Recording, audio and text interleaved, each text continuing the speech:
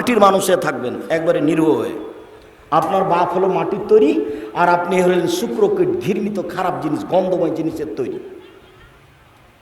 আমার বাপ কিসের তৈরি? মাটির তৈরি। আর আমি হচ্ছি একটা নিকৃষ্ট খারাপ গন্ধময় জিনিস, শুক্রকীটের বীর্যর তৈরি। আমার কেন এত ক্ষমতা?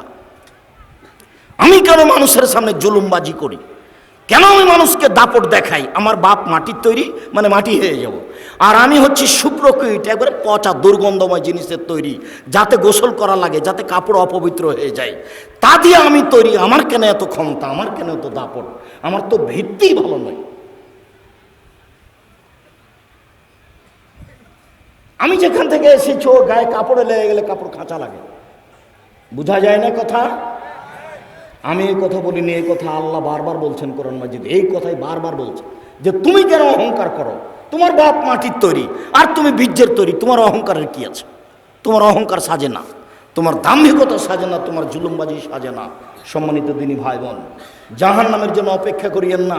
পৃথিবীর 3 শ্রেণীর মানুষ জাহান নামে যাবেই। 3 শ্রেণীর মানুষ জাহান নামে যাবে। এক, মদমেনুল খামর, যারা নিয়মিত বিড়ি, তামাক, জর্দা, সিগারেট, গুল, নেশাদার দ্রব্য খায়, পান করে, তারা জাহান নামে যাবে।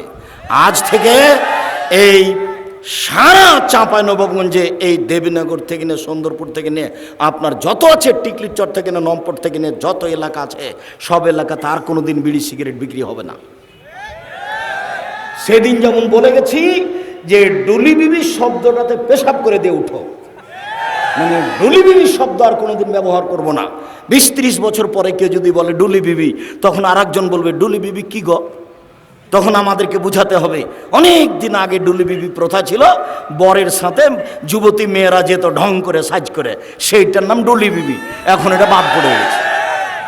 চাঁপাইনবাবগঞ্জে বিবাহের শুরু থেকে শেষ পর্যন্ত একটা কাজও যায় না, সবই হারাম। 32 বছর থেকে বলছি, কে এখন পর্যন্ত দাঁড়িয়ে আমাকে বলে না যে নাদরাজ সাহেব এইটাই ঠিক?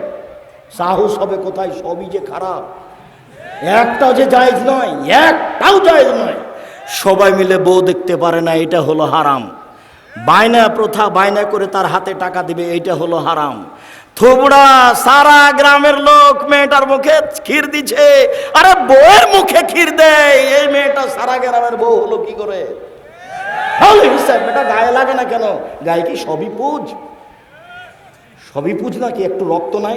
আপনারা এসে ঠিক বলেছেন। আর নয় এমন কথা বলেন কি করে? জবাব দিতে হবে। আমি জবাব দেওয়ার জন্য প্রস্তুত। এই নীতিতে শুধু প্রস্তুত নয়, এই নীতিতে পেশাব করে দিতে প্রস্তুত। নীতি জাতি থেকে উঠিয়ে দেবো, চাঁপাইনবাবগঞ্জ জেলা থেকে বিদায় করে দেবো।